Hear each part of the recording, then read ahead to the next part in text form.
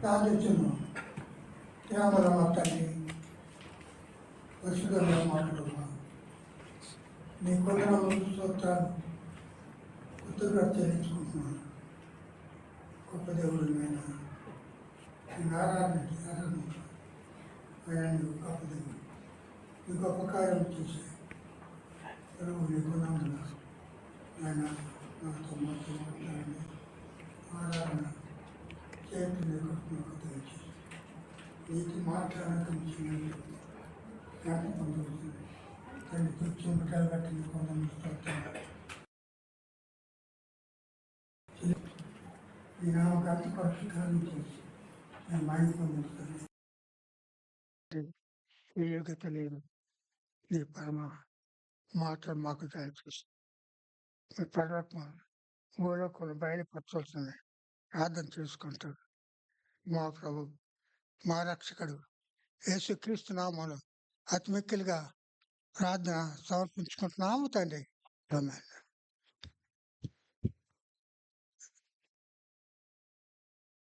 ప్రియమైన వారలారా, మనం ఆరాధనకు వస్తున్నాం. మన ఆరాధన దేవుడు అంగీకరిస్తుందా లేదా? అంగీకరిస్తే ఏ రీతిగా ఉంటుంది చెప్పండి? పరలోకం ఇక్కడ నుంచి ఉంటుంది. ఓ భక్తుడు మాట అన్నాడు, దైవ సేవకుడు అన్న మాటకి ఇది అర్థం అని చెప్పమంటారా? దేవుని చిత్తం నెరవేర్చేవాడు, దేవుని సంతోషపరిచేవాడు, దేవుని ఆనందపరిచేవాడు, ప్రియమైన కుమారు ద్వారా మాయం పొందినవాడు ప్రభు. కాబట్టి అందుకొరకే 15వ కీర్తన చదువు, మొట్టమొదటి నుంచి 15వ కీర్తన చదవండి ఒకళ్ళు. కీర్తన గ్రంథం 15వ అధ్యాయం మొదటి నుంచి చదువు. నా మొర ఆలకించుము, అంగీకరించుము. 15 అతిథిగా ఉండిపోయిన వాడు ఎవరు?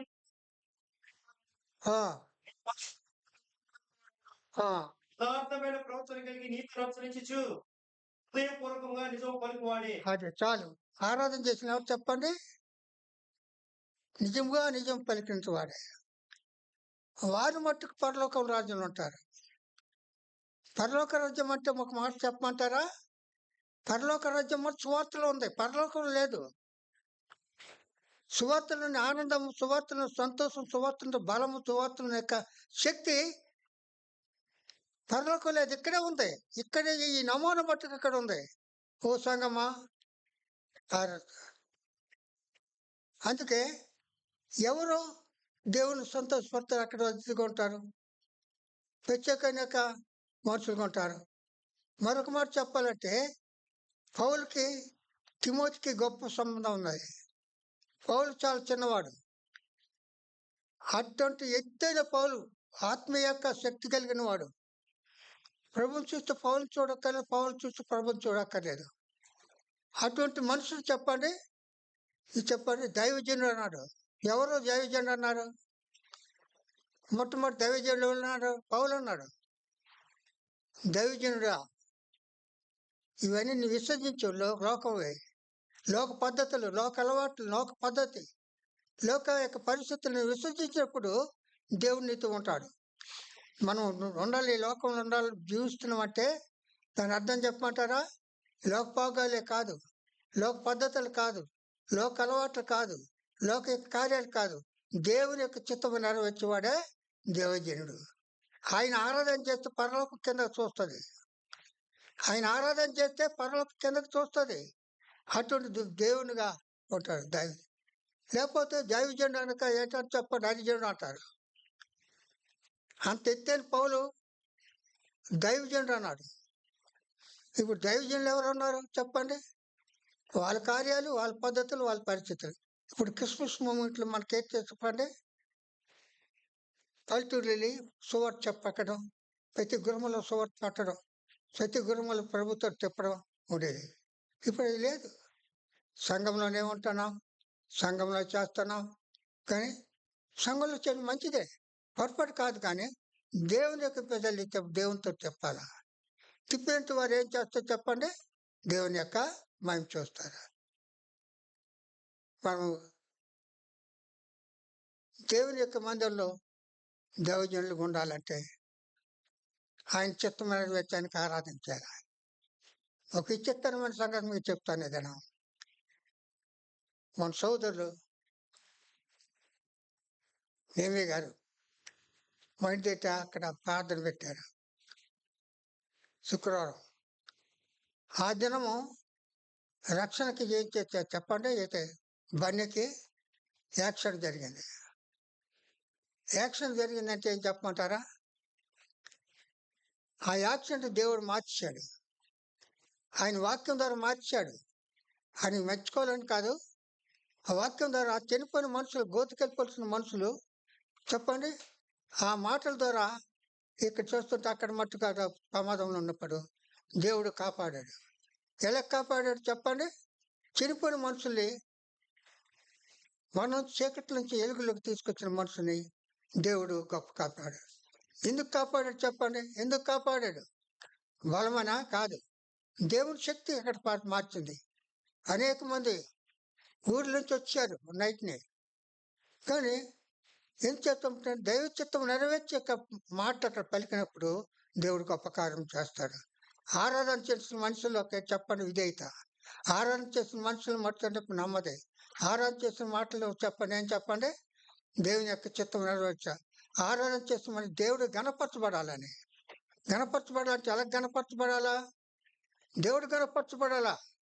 ఎవరి ద్వారా? నీ ద్వారా, నా ద్వారా. ఆ దినం అదేంటంటే అనుకుంటారు, ప్రజలు బతికించారు అనుకుంటారు. కాదు, అది దేవుని యొక్క మహిమ అక్కడ చూడగలవు.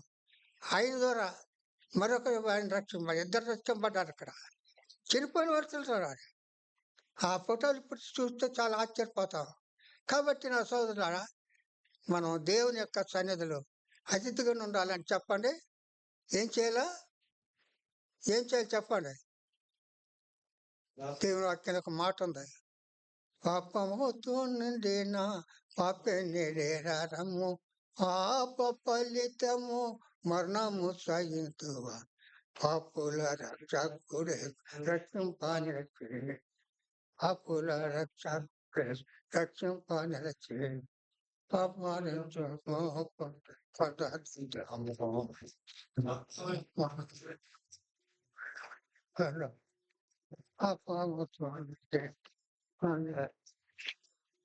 పాపముతో నిండిన మనుషుడు దేవుని ఆరాధన చేయగలరా? మాటలో ఆరాధన, చూపుల ఆరాధన, అన్నిట్లో ఆరాధన ఉండాలి. మన మాటలో పాపం ఉంది, మన చేతుల్లో పాపం ఉంది. ఒక సోదరి ఒక భక్తుడికి భోజనం చెప్పింది, డైనింగ్ టేబుల్ తిడుతుంది తెల్లగా రావాలని. మధ్యాహ్నం సాయంకాలం వరకు తుడిచినా అది నల్లగా వస్తుంది. ఎంచేత నల్లగా వస్తుంది? ఎంచేత చెప్పండి? అక్కడ ఆ గుడ్డ మసిగుడ్డ మన దేహంతో అలాగ ఉంది. ఆరాధనకు వస్తుంటాం, పాటలు పాడుతుంటాం, అన్నీ చేస్తుంటాం, దేవునికి వెళ్ళదు, ఇక్కడే ఉంటుంది. అవి మనం సంపాదించుకుంటున్నాం. కాబట్టి అటువంటి వాడు కింద చదవండి 15వ అధ్యాయం. యథార్థమైన ప్రవర్తన కలిగి నీతి నడుచు నిజంగా నిజం పలకడం. అట్టివాడు నాలుగు కొండమున్నాడు, తన చెలికను కీడ్చేయడు, తన పొరుగువాని మీద నింద మోపడు.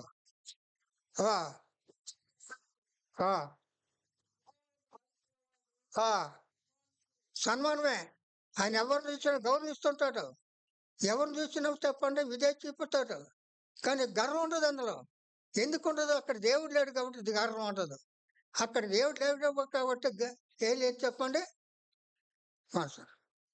మన జీవితంలో మసుగుడితో తుడుస్తున్నా వస్తున్నా, ఆ టేబుల్ తెల్లగా రాదు. ఎందుకు వస్తుంది? హృదయం పాపంతో నిండిపోయింది. హృదయం పాపంతో నిండిపోయినప్పుడు నువ్వు ఆరాధన చేస్తే దేవుడు అంటాడా? ఆరాధన చెప్పండి యథార్థత, ఆరాధన చెప్పండి నమ్మకత్వం, యథార్థం చెప్పండి దేవుని దృష్టికి పవిత్రుడు, యెహోవా దృష్టికి చెప్పండి నీతిమంతుడు కనబడ. నా సోదరుడు, ఆ సోదరి, ఈ లోకంలో ఆరాధన చేస్తున్నా. ఏ ఆరాధన చేస్తున్నావు? విగ్రహారాధన, లేదా లోకంలో మనుషులు ఆరాధన చేసిన వాళ్ళు ఉన్నారు. సంఘంలో మనుషులు ఆరాధన చేసిన వాళ్ళు ఉన్నారు చాలా మంది. మనుషులు మట్టుగా చేశారు. యెహోవా ధర్మశాస్త్రం ఆనందించు, ద్వారాత్మ ధ్యానించేవాడు జానడు. ధ్యానించడం అంటే ఏంటి చెప్పండి? మనం ఏది ఎక్కడ ఉండే ధ్యానించడం కాదు, నడిచినప్పుడు ఆరాధన చేసుకోవాలి, కూర్చుంటప్పుడు, నిలబడేటప్పుడు ఆయన కార్యం చేస్తాడు. సోదరి, ఈ లోకంలో ఆరాధన అనేది మన హృదయంలో ఎక్కడ కపటం కనబడకూడదు, ఎక్కడ అశుద్ధి కనబడకూడదు అని బోల్డ్ ఉంది. ఎవరికైనా ఇప్పుడు చెప్పాలి, పౌలు గారికి చెప్పాలంటే ఎంత ఉన్నాయి దేవుని చెప్పేది. ఆమె ఏం చెప్పండి, దేవుని చూసింది తెలక రావాలి కదా. అదైతే మసగుడుతూ తుడితే మర్చుకుడుతూ అయితే చెప్పండి నల్లగా వస్తుంటుంది. ఎందుకు నల్లగా వస్తుంది?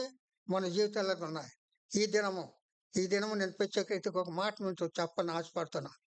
నువ్వు మందిరికి వచ్చినప్పుడు పవిత్రతగా, యథార్థతగా, ఎవరి మీద కొండలు చెప్పడం కానీ, ఎవరి మీద చెప్పండి అసూయ పలకడం కానీ, నింద మోపడం కానీ. విశాఖపట్నంలో మార్కెట్ దగ్గర అక్కడ ఒక అంజలికి క్రైస్తవులు పడలేదు. వాళ్ళు పడకపోతే ఏం చెప్పండి, ఇల్లంతా తుడుస్తుంటే వాళ్ళ ఇంటి ముందు వేస్తుంటారు. ఎవరు? క్రైస్తవుల ఇంటి ముందు. వాళ్ళు ఏం చేస్తుంటారు, శుభ్ర తీసేస్తున్నారు, ఇంకా పవిత్రపరుస్తున్నారు. ఎప్పుడు తీస్తున్నారు? మరి ఎంత చేసినప్పుడు కూడా మన మీద తిరుగుబాటు రాలేదు, వాళ్ళు సహించుకుంటున్నారు అని. ఏ కోర్టుకు వెళ్ళారు అనుకున్నాం, పోలీస్ స్టేషన్కి వెళ్ళాలనుకున్నాం, మరి కుదరలేదు. కానీ ఎందుకు చెప్పంటే అంతకంత పవిత్రులప్పుడు వారి జీవితాలు చూసి, వాళ్ళ మాటలు కాదు వాళ్ళ క్రియలు చూసి వాళ్ళు మారిపోయినారు. ఇప్పుడు కూడాను పెద్ద సంఘమే ఉన్నది ఇక్కడ. అక్కడ అడగండి, తన పొరుగువారి మీద నింద మోపలేదు. పొరుగువారు తప్పులు చేస్తూ కప్పుతున్నారు, వాళ్ళు మంచులు అని చెప్తున్నాడు. ఈ దినం ఆ మంచితనం ఉందా? వాళ్ళు చెప్తే నువ్వెంత చెప్తుంటా, నువ్వెంత చెప్తే అంత చదువుతుంటా. నీ యొక్క బిడ్డను చూసేప్పుడు క్రైస్తవుడిని గారి మాట చెప్పండి, క్రైస్తవుడిగా మాట చెప్పండి. దేశాన్ని రక్షించిన వాడు, ఒక సంఘాన్ని కాదు, ఒక కుటుంబాన్ని కాదు, ఒక బిడ్డని కాదు, ఒక తండ్రిని కాదు, ఒక తల్లిని కాదు, దేశాన్ని రక్షించిన వాడు. ఎవరు రక్షించిన వాళ్ళు ఉన్నారు చెప్పండి? లోకంలో చాలా మంది ఉన్నారు. ఎంతో ధనికులు, దీనులుగా, పనివారుగా ఉంటున్నారు. ఈ దినాల్లో సంఘాల్లో మనం విశ్వాసంగా చదువు దేవుని చిత్తం నెరవేర్చాలి. అందుకే 15వ కీర్తన చెప్పండి, యథార్థం పలికినవాడు, నమ్మకంగా ఉన్నవాడు, తన పొరుగువారి మీద మాట్లాడితే నిన్న మోపుతుంటారు, మాట్లాడితే బయటకంటారు కానీ లోపుతుంటారు. అటువంటి వాడికి గచ్చేటట్టు చెప్పండి దైవజనుడు అంటారా? చాలా దేవుని కంటే గొప్పగా సేవించుంటే పౌలు దైవజనుడికి మాటకి ఏది చెప్పండి, దైవజనుడా నువ్వు ఇటు విసర్జించు. ఏంటి విసర్జించాలా? లోకంలో గౌరవం మొట్టమొదట, నీ ఘనత, నీ పరిస్థితి విసర్జించాలా. తర్వాత ఏంటో చెప్పండి, దీనత్వం వస్తుంది. నీ క్రయాలు చూసి అనేటిని మారుమనసు పొందాలి. నువ్వు చూసి మట్టుగా అందరి మీద నిందలు మాపడానికి, అందరి మీద కపటాలు చెప్పడానికి, అందరి కథలు చెప్పడానికి వచ్చావా? నీకు చేత అయితే ఇతరులకు సాయం చేయి, నీ చేత అయితే ఇతరులు రక్షించు. ఆ కుటుంబము ఇప్పుడు కొంది, ఆ పేరు పెట్టిన కుటుంబం, ఆ కుటుంబంతో సంఘం కట్టబడ్డది. అనేకులు వస్తున్నారు, మనసు చూసి అందరూ పారిపోతున్నారు. హృదయం మట్టుగా చెప్పిన వృత్తములు కవటము లేనివాడు, దీనత్వం కలిగిన వాడు. సోదరి, ఈ లోకంలో మన దీనత్వం ఎలా ఉంది? బయటకు మట్టుకు అందరం భక్తులమే, దేవుడు మట్టుకు ఇప్పుడు చెప్తే మట్టుకు ఒక్కడి మట్టుకు సెలెక్ట్ అవ్వరు, ఒక్కడు సెలెక్ట్ అవ్వరు. ఎందుకు సెలెక్ట్ అవ్వరు? దేవుని మాటలు మనం చెప్పలేదు. దేవుని మాటలు చెప్పిన దాంట్లో కల్తీ అంటే చెప్పండి, సాంబార్లు అన్ని ముక్కలకో చేస్తారు కదా, అది కల్తీ కాదు. నువ్వు ప్రత్యేకమైన వాడు, నువ్వు వస్తుంటే చెప్తుండే ఆ దైవజనుడు వస్తుండని. నా సోదరి, ఈ లోకంలో ఒక ఉద్దేశం చెప్పమంటారా? అసలు మనం ఎవరి కొరకు జీవిస్తున్నాం, ఎందుకొరకు ఈ లోకం నడుస్తున్నాం, ఎందుకొరకు మాట్లాడుతున్నాం, ఎందుకొరకు చేస్తున్నాం? మనం ఆయన గౌరవపరచాల, ఆయన మందిరికి వస్తే గౌరవం ఉండాలి, ఆయన మాట్లాడినప్పుడు మట్టుకు చెప్పండి మాట కలిగి ఉండాలి. ఆ కుటుంబం పెద్ద సంఘమైంది అది. మరి చెప్తే ఎవరు చెప్పిన ఫలానైనా అనేది. నా సోదరు, మనం చెప్తే చెప్పండి చాలా బాగుంటుంది. అందుకొరకే దేవుని వాక్యం చెప్పంటున్నాడు. దేవుని వాక్యం ఏం చెప్తుంది చెప్పండి, మన జీవితాలు చూసి వెనక్కి మారుతుంది అలా. ఆమె భోజనం చెప్పింది చాలా బాగుండాలని ధైర్యం, కానీ బాగా భోజనం బాగుండాలని అంత బాగుంది, అసలు హృదయం బాగలేదు, హృదయం లేదు. వాళ్ళు ఏం చేసి చెప్పండి, ఆ పక్క కుటుంబం ఇప్పటికి ఉంది వైజాగ్లో. నువ్వు చెప్తున్న పేరు చెప్తే వెళ్ళాను, కానీ వారి వల్ల మార్పు ఎంతో క్రైస్తవులు పడేవారు కాదు. వాళ్ళు వీళ్ళు మట్టుకు ఆరాధనకు వస్తే వాళ్ళు సినిమాకి వెళ్తుంటారు, దొంగలు వాళ్ళ ఇంట్లో పడాలని. నా సోదరి, లోకంలో ఉద్దేశం మనం ఏం చేసిన దేవునికి మహిమ అల్లాల, మన చూపులో మహిమ ఉండాల, మన మనసులో దేవుని మహిమ ఉండాల. వాళ్ళే మాట్లాడుకుంటే అంటుంటారు. కాబట్టి ఈ లోకంలో నువ్వు దైవజనుడిగా ఉన్నావా, దైవజనురాలుగా ఉన్నావా? మనకు అందరూ తెలిసిన ఒక విషయం, అందరూ స్త్రీలే, అందరూ పురుషులే. ఇప్పుడు ప్రత్యేకంగా ఒక కొంచెం నందిపట, గుంటూరు నందిపట ఒకటి ఉంది. అక్కడ సేవకు దొరికితే ఒక ఎంఎస్ వెళ్ళిపోలే. ఆ పాప జాబ్ వచ్చింది, లెక్చరర్ జాబ్కి వెళ్ళాలి. దైవ సేవకు ఇంటికి పనికి వెళ్ళిపోయింది. పనికి వెళ్ళింది ఇప్పటికుంది. వాళ్ళ నాన్న పెద్ద పట్టుకు జాబ్ కాంట్రాక్టర్ రమ్మంటే ఇంట్లో వంటలు తమ్ముకొని అవి చేసుకోండి, ఇప్పటికుంది. ఎట్లా ఉన్నది? ఎంఎస్ చదువుకున్న యవనస్తులకి ఏం కావాలి? లోకంలో పాపం కావాలా, మరి కొంతమందికి నీతి కావాలా. ఏం కావాలా? ఇప్పుడు కష్టపడుతుంది, వెళ్ళొద్దాం. నువ్వేం చేస్తున్నావు? ఇప్పటికుంది. నందిపాడులో మంచి ఎంఎస్ చదువుకుని ఫస్ట్ క్లాస్ గోల్డ్ మెడల్తో పాస్ అయినాడు. వాళ్ళు కనబడరు. ఆమె ఏం చెప్తుంది చెప్పండి, సావుకడికి ట్రైన్కి లేపాలా, సరైన చెప్పండి, టిఫిన్స్ సిద్ధపరచాలా, అన్నీ కూడా ఇప్పుడు కూడా ఉంది. ఉన్నారు చూడండి. లోకంలో చెప్పండి, మనమే చూసుగా యాసదారుగా.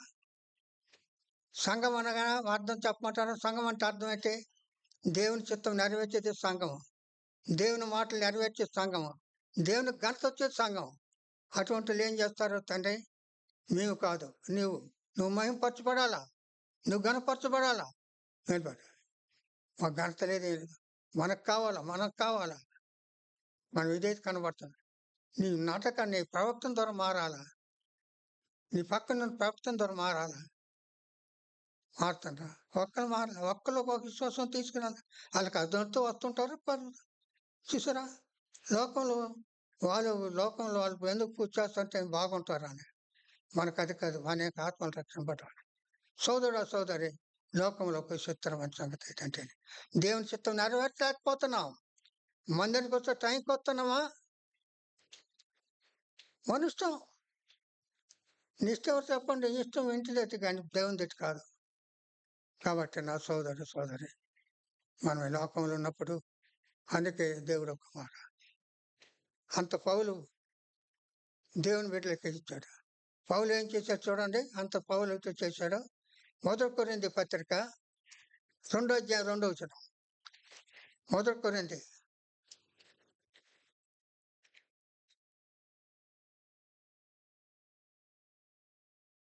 నేను యేసుక్రీస్తును అనగా దేని మధ్య జరగకుండా నిశ్చయించుకుంటే.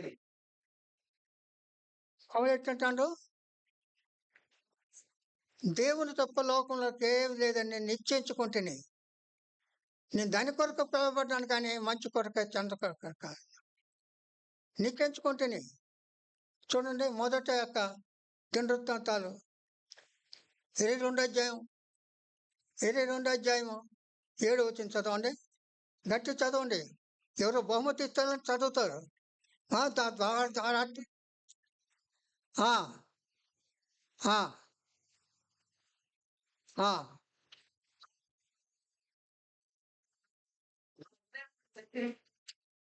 దావీదు కుమార్తె దేవుని గంట కొరకు మనం జీవించాలా, దేవుని గంట కొరకు అయితే చెప్పండి. ఆ గంట కొరకు జీవించడం బట్టి ఒక చిత్రమైన సంగతి చెప్తాను, మీరు వినాలా? విచిత్రమైన సంగతి చెప్పండి. దేవుని కనపరచే వారికి దేవుడు ఎప్పుడు వాక్యం చెప్తుంటాడు. వాక్యం ద్వారా బలం, వాక్యం ద్వారా మట్టుకు శక్తి. వాక్యం ద్వారా ఆరోగ్యం, వాక్యం ద్వారా పరలోక రాజ్యం. అది అందుకంటారు సువార్తలు నాన్న పరలోకం లేదు. ఇక్కడ భూలోకంలో సువార్త పరలోకంలో లేదు. ఇక్కడ నువ్వు ఆనందపోతే అక్కడ నువ్వే ఆనందించుతావు. ఇక్కడ నువ్వు సంతోషపరచకపోతే అక్కడ నువ్వు సంతోషించుతావు. ఏం పడుతుంటావు? రాత్రి కుడైన నా బసలో పాటలు పాడుచును నీ కట్టడ కారణమాయ్ ప్రభు నీ కట్టడ కారణమాయ్ కరుణ గల ప్రభు. ఆయన కట్టంలో ఉంది శక్తి, ఆయన మాటలో ఉన్న శక్తి, ఆయన చూపులో ఉన్న శక్తి, ఆయన ఉమ్ములో ఉన్న శక్తి, ఆయన నీడలో ఉన్న శక్తి, ఆయన సమస్తం ఆయనే ఉన్నది. నువ్వు వెళ్తే నడిచి వెళ్ళిపోతుంటే రోగులు లెగుస్తుంటారు, లెగుస్తుంటారు. ఒక్కరు లేకరు, ఒక్కరికి రారు. ఎందుకు రారు చెప్పండి? ఎందుకు రారు? వాళ్ళు ఇదే అయితే వాళ్ళు ఇది. జాను కన్నడి గారని ఫారెన్ ప్రతి సంఘంకి వచ్చేవాడు. ఆయన కిందనే కూర్చుండేవాడు.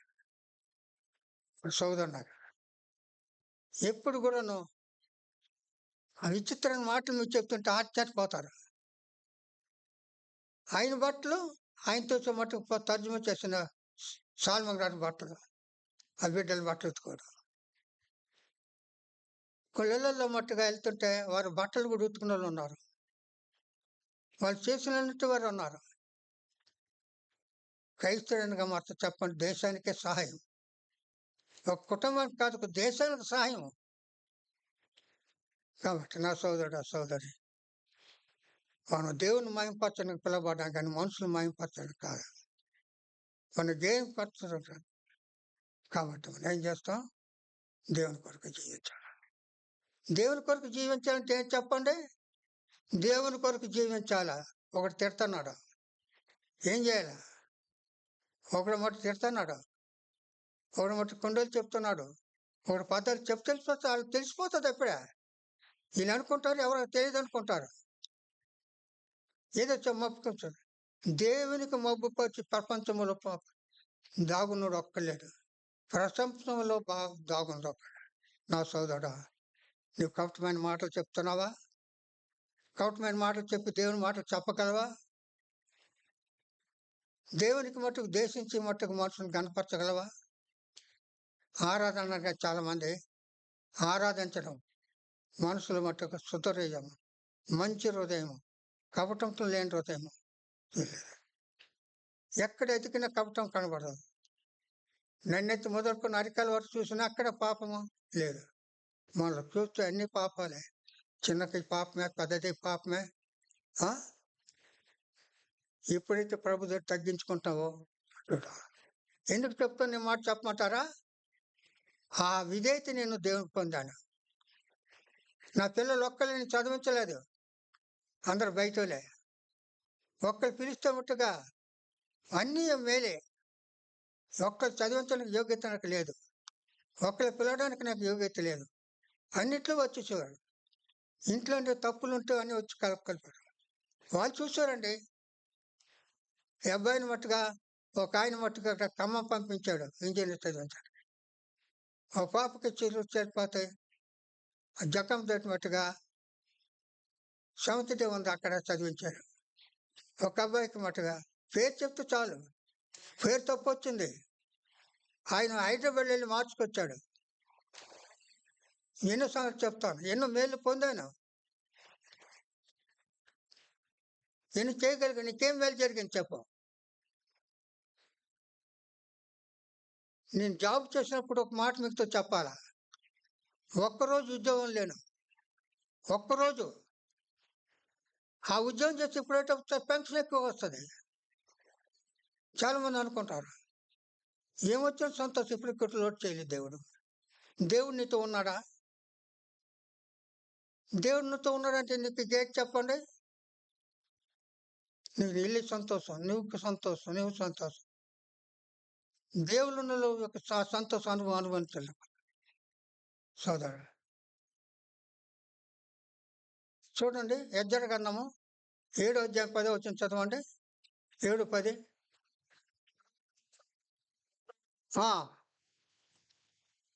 ఇశ్రాయేలు దాని బతుక మేము ఇందులో చెప్తున్నాం. మీరు దృఢనిశ్చయం ధర్మశాస్త్ర గ్రంథము అందరికి నేర్పడానికి, ఏం చేయడానికి, ఏం చెప్పు నిశ్చయించుకుంటుని ధర్మశాస్త్ర గ్రంథం దగ్గర చెప్పడానికి.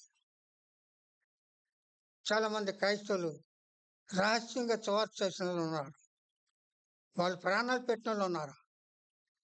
నా సోదరి యేసుక్రీస్తు ఆరాధనకు వచ్చారు. ఆరాధనకి ఎందుకు వచ్చావు? ఇల్లు కట్టుకోవాలనే? ఆరాధనకి ఎందుకు వచ్చి అబ్బాయికి పెళ్ళి అవుతుందనా? ఆరాధనకి ఎందుకు వచ్చి చెప్పండి, ఉద్యోగం దొరుకుతుందనా? ఏం లేదు.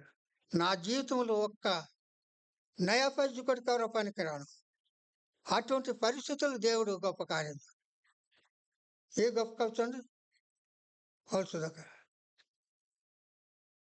పౌలు వేదం గారు పిలిచి వెళ్ళాలి, ప్రార్థన చేసుకోండి. ఇప్పుడు మీకు చెప్తాను,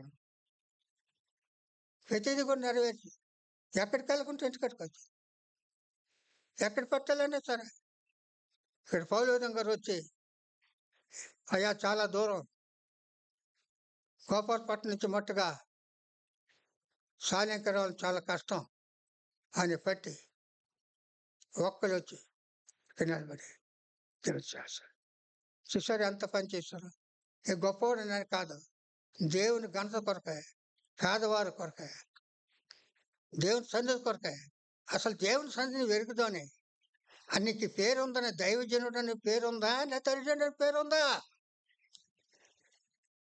లోకంలో కలిగినప్పుడు లోకస్తులు మట్టుగా మందినికి వచ్చాడు, ఆయన దైవజనుడు అంటున్నారు. ఆయన దైవజనుడా, అరిజనుడా? లోకంలో మన కథ. ఇప్పుడు దేవుని యొక్క అనుభవం, నీ పుట్టిన కానించి కూడా నువ్వు పెళ్లి చేసుకుంటున్నాను, పిల్లలు పట్టు ఒక్క మట్టుగా బిడ్డలకు స్కూల్లో జాయిన్ చేయడం కానీ, ఒక దగ్గరికి వెళ్ళి బతిమాలడం కానీ, బయట వాళ్ళు బతిమాలాడు. అనుభవం చెప్తున్నది. ఏ పెద్దది తెల్లవారుసరికి ఇల్లు లేదంటే ఇల్లు కట్టేశాడు. ఎందుకు కట్టారో తెలీదు. ఏటంతో నా సోదరుడా, లోకం కొరకు పనులు ఉన్నారు, చచ్చిపోతే జీవిస్తాడు. నేను చచ్చిపోతే ఎక్కడికి వెళ్తా తెలిసిన? అందుకు చెప్పాడు, నువ్వు దయచేయండి కొన్నావా. అసలు విధేయత ఉన్నదండి మనకి? విధేయత ఉన్నదా? నువ్వు విధేయత ద్వారా మనుషులు రాబెడతారు. ఒక క్రిస్టియన్ ఇంట్లో, క్రైస్తవురాలు ఇంట్లో ఒక అన్యురాలు ఉండేది. ఆ మార్పు కలిగింది. ఇప్పటి వరకు ఆ ఇంట్లో ఉన్నది, ఇప్పటి వరకు ఉంది ఇంకా. ఎందుకంటే వాళ్ళ కార్యాలు, వాళ్ళ పరిస్థితి చూసి కుటుంబాలు రక్షణ పడుతున్నాయి. ఎందుకు వస్తామా? నీ ద్వారా ఎంతమంది వచ్చారు చెప్పమ్మా. అమ్మ ఉద్యోగం చేస్తాను నిజమే, అయ్యా ఎంతమంది వచ్చేస్తున్నారు మీరు మంచి యొక్క జాబులు. దేవుని కొరకే విధేయత లేదు, దేవుని కొరకే నమ్మకత్వం లేదు. అందుకే ఎవరికైనా పిల్లలు చెప్పండి, దేవుని చిత్తం నెరవేర్చేవాడు దైవజనుడు. కానీ పౌలు పేరు హరిజనుడు కాదు. ఆరాధన నెలకొండో చెప్పండి. నువ్వు నమ్మకత్వం లేకపోయినప్పుడు మనం దేవునికి అతిథిగా ఉండాలంటే ఏ పాపం, ఏ కపటం. చూడండి, చదువుకుని ముగించుకుందాం. 15వ కీర్తన మొదటి చదవండి, బాగా ఆలోచించండి.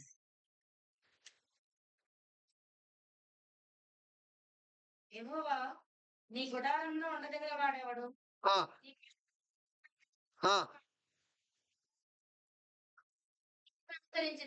హృదయపూర్వకంగా నిజం పలుకుబడి నాలుగుతో కొంచెములాడడు, తన చెలికానికి కీడు చేయడు, తన పరుగువాని మీద నింద మోపడు, అతని దృష్టికి నీచుడు అసహ్యుడు, అతడు యెహోవా యందు భయభక్తులతో ఎన్నటే కలచబడ్రు. ఎంతమంది తప్పించాలన్నా చాలా మంది చేసేవారు ఇక్కడ. వాళ్ళు తప్పించాలని. నా సోదరి, నువ్వు జనిదేవుడు మర్చిపోకమా, హరిజనుడు కాదు. దేవుని చిత్తం నెరవేర్చి బిడ్డవు. నీ కష్టం వచ్చిన అందరు నిందలు మోపినా, కపటంగా పలికినా, నీ మీద ఎంతమంది తొందరపడుతున్నారు. అందుకే మా అత్త సోదరులకు మాట ఉంది, జనులు నీ మీద చెడ్డ మాట పలికినప్పుడు నువ్వు ధన్యుడు, అన్యుడు కాదు. ధన్యుడు, నీకు ఎంత బట్టి దేశిస్తున్నారు, ఎంతమంది బట్టుగా పక్కకి తెప్పుకొస్తున్నారు. నువ్వు దయచేడు, నువ్వు ఇప్పుడు కదల్చబడవు అని భావిస్తున్నా.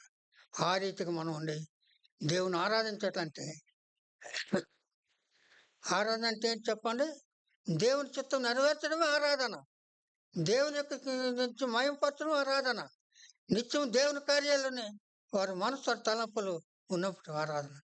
ఆ రీతిగా ఉండి దేవుని గణపరచాలని, మయంపరచాలని, మనం అందరం దేవుని బిడ్డలుగా ఉండాలని, ఎవరు మనకి పేరెత్తి పిలిచినా పిలవకపోయినా, మనకి ఎవరితో చేసినా దేవుని వైపు చూసినప్పుడు అది దేవుని వైపు చూస్తుంటే ఏం కలుగుతుంది? ఎలుగు కలుగుతుంది. దేవుని వైపు చూస్తుంటే ఏం చెప్తుంది? బలం కలుగుతుంది. ఏం దేవుని వైపు చూస్తుంటే ఏం చెప్పండి? అప్పుడు పౌలు చెప్పినట్టుగా యేసుక్రీస్తు తప్ప లోకంలో దేన్ని ఎరగని నిత్యం చేసుకుంటే ఎప్పుడు 2 వరకే 4 సంవత్సరాల ఆయన చనిపోయిన వరకే. కాబట్టి ఆ రీతికి మనం ఆరాధన చేసి దేవుని మహిమపరచాల. మనకేదో సులువుగా ఉన్నదని సులువుగా వచ్చేటంలో చాలా మంది వాళ్ళు కిందకి వెళ్ళిపోతారు. కిందకి వెళ్ళి చెప్పండి, నరకన పోతారు. వాళ్ళు ఎంత పాటలు పాడినా, అంత మహిమపరిచినా అసలు నీ దీనత్వం ఉందా? దీనత్వం అంటే ఏంటి చెప్పండి? దేవుని చిత్తం నెరవేర్చుట. దీనవత చెప్పండి, దేవుని మహింపరచుట. దీనత్వం చెప్పండి, దేవుని గణపరచుట. దేవునిత్వం చెప్పండి, దేవుని ఆరాధించుట. దేవుని గణపరిచి మహింపరచాలని ఆ రీతికి మనము ఆరాధన. చిన్న ప్రార్థన చేసుకున్నాం. ప్రేమగల తండ్రి, అల్పును నాకు తెలిసిన నా జీవితం తండ్రి మార్చిన కానించి నా కుటుంబం బిడ్డలు అందరినీ ఇప్పటి వరకు కూడా పడవాన్ని ఎక్కడ చూపాలి తండ్రి. ధనంతో కాదు, నీ వాక్యంతో, నీ ప్రార్థనతో, నా తండ్రి ఆరాధనతో చేసి నడిపించుట తీర్చిపెట్టి అడుగుతున్నాము తండ్రి. ఆమేన్.